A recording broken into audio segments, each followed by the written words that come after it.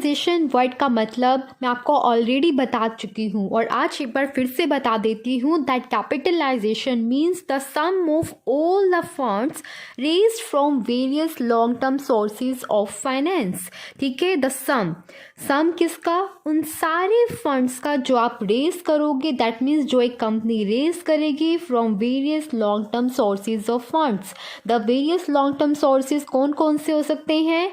It could be the share capital, okay, it could be the debentures as well as the bonds, the reserve and surplus जो होते हैं आपके। ठीक है, ये सारे हमारे long term sources of funds में आते हैं और इन सब से जो अमाउंट ऑफ फंड रेज करती है कंपनी, उन सब का टोटल हमारा कैपिटलाइजेशन होता है। कैपिटलाइजेशन में हमने मेनली 3 तरह के कैपिटलाइजेशन को देखना है: fair capitalisation, over capitalisation and under capitalisation. इन तीनों से हमारा क्या मतलब है और इन तीनों में क्या डिफरेंस है? अगर हम सबसे पहले फेयर कैपिटलाइजेशन की बात करें तो ये सिचुएशन किसी भी कंपनी के लिए बहुत ही बेनिफिशियल मानी जाती है, बट ये सिचुएशन का होना बहुत ही डिफ़िकल्ट है। It is very rare situation जो एक कंपनी में होती है, क्योंकि fair capitalisation is the best situation. Fair capitalisation का मतलब क्या है?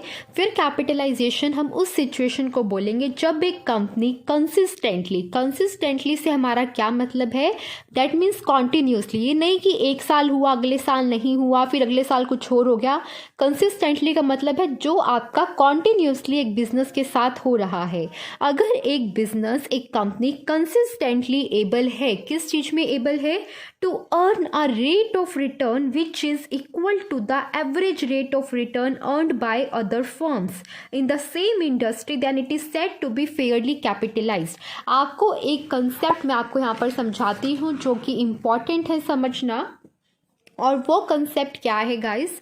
आपको ये बात पता होनी चाहिए कि हमारे पास क्या होता है। एक फर्म होती है और एक होती है इंडस्ट्री। पहले तो सबसे पहले आपको ये बात पता होनी चाहिए। Firm that means a single company, और इंडस्ट्री से हमारा क्या मतलब है? जो बहुत सारे फर्म्स का कॉम्बिनेशन है। सपोज कीजिए 5 फर्म से मिलकर एक इंडस्ट्री बनी है। इंडस्ट्री हो सकती है, एक ऑटोमोबाइल की इंडस्ट्री है, ठीक है, ये ऑटोमोबाइल इंडस्ट्री है, और इस इंडस्ट्री में जितने भी फर्म्स जो हैं एक मार्केट में ऑपरेट कर रहे होंगे, उन सबको हम फर्म्स बोलेंगे। उन सारी फर्म्स को as a whole, that means as a whole, as a group हम इंडस्ट्री रेफर करते हैं। ठीक है, तो अब बात कर रहे हैं, एक होता है एक फर्म ने क्या रेट ऑफ रिटर्न दिया अपने इन्वेस्टर्स को, और एक होता है कि एक इंडस्ट्री का रेट ऑफ रिटर्न जो है क्या चल रहा है। ठीक है, तो ये 2 चीज़ें हैं जिनके बारे में बात की जा रही है, एक फर्म के रेट ऑफ रिटर्न की और एक इंडस्ट्री के रेट ऑफ रिटर्न की। फर्म के रेट ऑफ रिटर्न से हमारा मतलब है कि जिन भी इन्वेस्टर्स ने इस फर्म में अपना पैसा लगाया है, उन इन्वेस्टर्स को इस फर्म ने कितना जो है रेट ऑफ रिटर्न दिया है ऑन द इन्वेस्टेड कैपिटल। ठीक है, और इंडस्ट्री के रेट ऑफ रिटर्न से क्या मतलब है कि इसमें जितनी भी फर्म्स इन्वॉल्व हैं उन सारे फर्म्स का average ROR, that means that means as a industry कितना रेट ऑफ रिटर्न जो है इस इंडस्ट्री के इन्वेस्टर्स को मिल रहा है।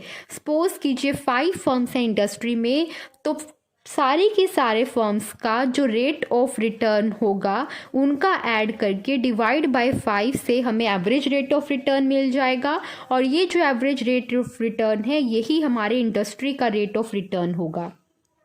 और हमें इन दोनों रेट ऑफ रिटर्न को ही कंपेयर करना है, इंडस्ट्री के रेट ऑफ रिटर्न को with the firm rate of return, ये डिटरमाइन करने के लिए कि एक फर्म जो है वो फेयरली कैपिटलाइज्ड है, ओवर कैपिटलाइज्ड है, या फिर वो अंडर कैपिटलाइज्ड है।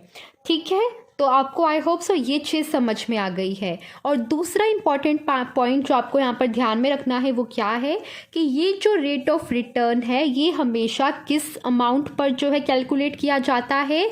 On the amount of capitalisation, capitalisation की अमाउंट पर, क्योंकि कैपिटलाइजेशन ही उस अमाउंट को शो करता है जो एक फर्म ने रेस की है from the various long term sources of funds. That means अपने इन्वेस्टर से, अपने लेंडर से, अपने डिफरेंट सोर्सेज से उसने जो फंड रेस किए हैं, इस अमाउंट पर जो है उसको ROR देना होता है अपने इन्वेस्टर्स को। ये बात आपको पता होना चाहिए कि ROR किस अमाउंट पर कैलकुलेट करते हैं, कैपिटलाइजेशन की जो अमाउंट है उस पर कैलकुलेट करते हैं।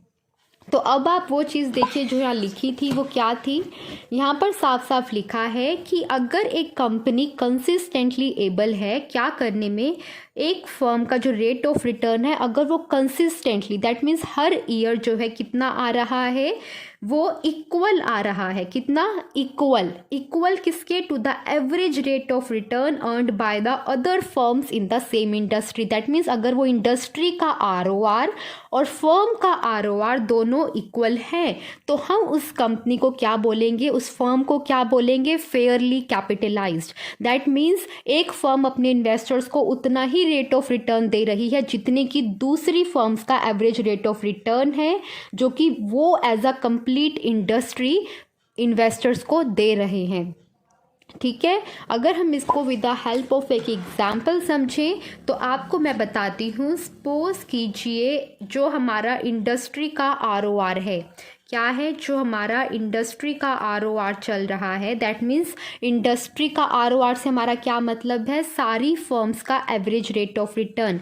अगर एक फर्म ने 5% ROR दे रही है, दूसरी फर्म 10% दे रही है, इतना डिफरेंस नहीं होता। मान लीजिए एक 8 दे रही है, एक 10 दे रही है, एक 11 दे रही है, दूसरी फिर 10 दे रही है और दूसरी मान लीजिए 10 दे रही है, तो इन पांचों ROR का हम सम करेंगे, जितना भी आएगा उसको डिवाइड बाय 5 करेंगे, तो ये जो अमाउंट आएगी ये हमारी इंडस्ट्री का ROR होगी, या फिर आप इसे बोल सकते हो the ROR of the ROR determined by taking the average of other firms ROR। ठीक है, तो इंडस्ट्री का जो ROR है, सपोज कीजिए जो ये अमाउंट आई है हमारे पास वो है 12%। कितनी है वो? 12%। और एक फर्म, जो एक हमारी फर्म है, वो कितना दे रही है? 12% ही दे रही है अपने इन्वेस्टर्स को। सपोज कीजिए एक फर्म ने 10 लाख रुपए जो है रेस किए हैं from various long term sources of funds, और उस कंपनी की जो अर्निंग्स हैं, this is the capitalised amount, this is the capitalised amount, मतलब कि जितने पैसे उन्होंने इन्वेस्ट किए हैं और जो उस कंपनी की अर्निंग्स हुई हैं, वो अर्निंग्स कितनी हुई हैं?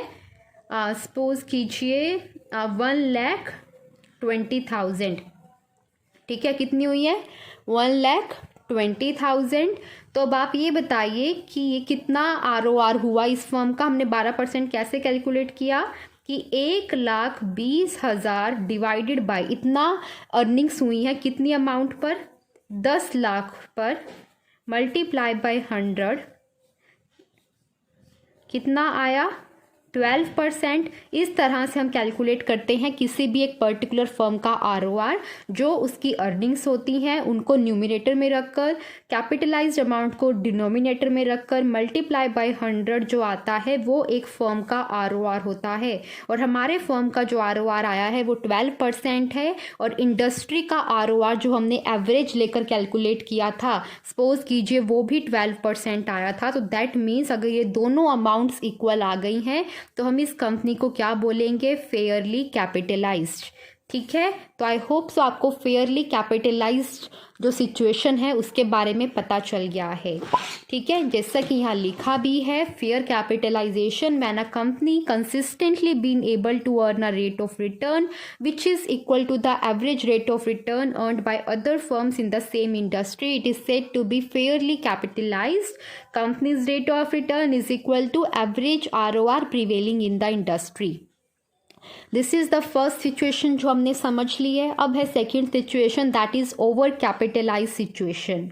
ओवर कैपिटलाइजेशन कौन सी सिचुएशन होती है?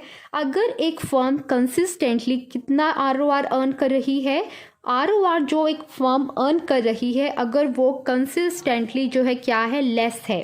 क्या है? लेस। लेस किससे? कंपनी का जो ROR है अगर वो लेस है than the industry ROR, that means the average ROR earned by other firms in the industry, अगर वो उससे कम है। एक कंपनी का कंसिस्टेंट हम देख रहे हैं परफॉर्मेंस और हमें ये दिखाई दे रहा है कि कंपनी जो ROR दे रही है अपने इन्वेस्टर्स को, जितना रिटर्न वो अपने इन्वेस्टर्स को दे रही है वो कम है। कम किससे है? अगर हम उसे कंपेयर करें जो कि दूसरी फर्म सिमिलर इंडस्ट्री में अपने इन्वेस्टर्स को दे रही हैं उससे अगर कम है तो उस सिचुएशन को हम बोलते हैं ओवर कैपिटलाइजेशन। ठीक है, तो हम उस फर्म को बोलेंगे ओवर कैपिटलाइज्ड। इस बार भी हम सेम एग्जांपल लेकर चलते हैं कि कंपनी का ROR हमें कैलकुलेट करना है और इंडस्ट्री का ROR, that means by taking the average of various firms ROR जो इस इंडस्ट्री में ऑपरेट कर रही हैं, अगर वो 12% आया है जैसे लास्ट केस में आया था कि इस बार भी ROR 12% है इंडस्ट्री का, बट हमारी जो फर्म है, हमारी जो कंपनी है उसका ROR इससे अगर कम आता है। कम कैसे आएगा? हो सकता है कुछ भी हुआ हो, रीज़न कुछ भी हो सकता है। अभी रीज़न पर आप मत सोचिए, मेन यहाँ पर आप मतलब समझने की कोशिश कीजिए। यहाँ पर भी कैपिटलाइज्ड अमाउंट 10 लाख ही है। इस बिजनेस ने भी जो टोटल अमाउंट फंड्स के रेस किए हैं वो 10 लाख किए हैं from various long term sources, और उसकी जो अर्निंग्स हो पाई हैं उस बिजनेस ने भी same amount of capitalisation raise किया है, but the earnings are not that much. Earnings उस बिजनेस की सिर्फ 80,000 हुए हैं। इस बिजनेस ने 10 लाख इन्वेस्ट किया, 1,20,000 अर्न किया। इस बिजनेस है, ये सेकंड बिजनेस है, इस बिजनेस ने क्या किया, 10 लाख रुपया इन्वेस्ट किया, बट जो अर्निंग्स हुई वो 80,000 हुई। दैट मीन्स 80,000 अर्न किए 10 लाख का यूज़ कर, दैट मीन्स ROR जो आया वो आया 8%। कंपनी का ROR 8% और इंडस्ट्री का ROR 12%। तो 8% क्या है? लेस है देन द इंडस्ट्रीज ROR। तो जब कंपनी का ROR लेस है देन द इंडस्ट्रीज ROR तो उस सिचुएशन को क्या बोला जाएगा? Over capitalisation. ओवर कैपिटलाइजेशन से हमारा मतलब क्या होता है? वो सिचुएशन जहाँ पर जो कंपनी की अर्निंग्स हैं वो जस्टिफाई नहीं कर पा रही है the amount invested by the company from various long term sources of funds in the business. उसने वेरियस लॉन्ग टर्म सोर्सेज से इतना पैसा इकट्ठा करके बिजनेस में लगा तो दिया, बट वो इस बिजनेस का सही से यूज़ नहीं कर पाया। या तो उसने अपनी रिक्वायरमेंट से ज़्यादा पैसा रेस कर लिया होगा, या वो उसको रेस तो रिक्वायरमेंट तो इतनी थी बट रिक्वायरमेंट के अकॉर्डिंग यूज़ नहीं कर पाया। रीज़न बहुत सारे हो सकते हैं और उनके इफ़ेक्ट्स भी बहुत सारे हो सकते हैं। Reasons, effects, remedies, all that we will discuss in the upcoming videos. इस वीडियो का टॉपिक जो है हमारा वो यही है कि हमें डिफरेंट टाइप्स ऑफ कैपिटलाइजेशन के बीच में जो डिफरेंस है वो समझना है और उनका बेसिक मीनिंग जो है वो क्लियर करना है। इंडस्ट्री का ROR कंपनी के ROR से सेम था। कंपनी ने भी 12% रेट ऑफ रिटर्न से इन्वेस्टर्स को रिटर्न दिया, तो हम उस सिचुएशन को बोला फेयर कैपिटलाइजेशन। पर अगर इंडस्ट्री का ROR ज़्यादा है और कंपनी उतना ROR नहीं दे पा रही अपने इन्वेस्टर्स को, तो उस सिचुएशन में उस कंपनी की अमाउंट ऑफ कैपिटलाइजेशन को बोला जाएगा कि वो कैपिटलाइजेशन की जो अमाउंट है वो ओवर है। दैट मीन्स कि कंपनी की जो अर्निंग्स है वो बहुत कम है और वो इन्वेस्टेड अमाउंट ऑफ कैपिटलाइजेशन को जस्टिफाई नहीं कर पा रही हैं। तो आई होप सो कि आपको ये ओवर कैपिटलाइजेशन वाली सिचुएशन भी समझ में आ गई होगी। नेक्स्ट जो सिचुएशन है हमारे पास वो है the situation of under capitalisation. The situation of under capitalisation. Under capitalisation situation में क्या है? Under capitalisation when a company has consistently been earning a rate of return which is higher। अब यहाँ पर हमारे पास पॉइंट आ गया हायर का। Fair में क्या था? इक्वल। ओवर में क्या था? लेस। और अंडर में क्या है? हायर।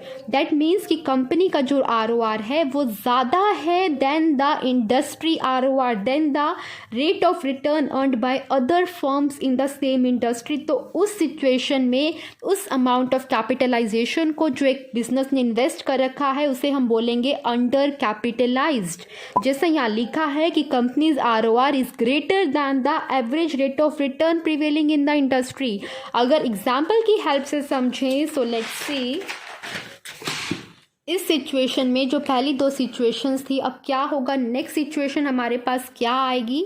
नेक्स्ट सिचुएशन वही हम लेकर चलेंगे कि इंडस्ट्री का जो हमारे पास ROR है वो तो 12% है, बट जो कंपनी का यहाँ पर ROR आएगा, जो हमारी फर्म का ROR आएगा, वो आएगा इससे ज़्यादा। दैट मीन्स सपोज कीजिए एक फर्म ने, एक थर्ड फर्म है, इसने जो कैपिटलाइजेशन की अमाउंट है इसकी, जो इसने वेरियस लॉन्ग टर्म सोर्सेज से रेस किया है, वो 10 लाख रुपया ही है, बट जो इसकी अर्निंग्स हैं वो कितनी हुई, इन दोनों फर्म से भी ज़्यादा, ना 1,20,000 ना 80, इस फर्म ने अर्न किया 1,50,000 इस 10 लाख के ऊपर। दैट मीन्स 1,50,000 रुपये अर्न किए 10 लाख के ऊपर, तो कितना ROR हो गया, ROR हो गया 15%। दैट मीन्स फर्म का ROR 15%, ROR फर्म का 15%, और इंडस्ट्री जो बाकी फर्म्स दे रही हैं अपने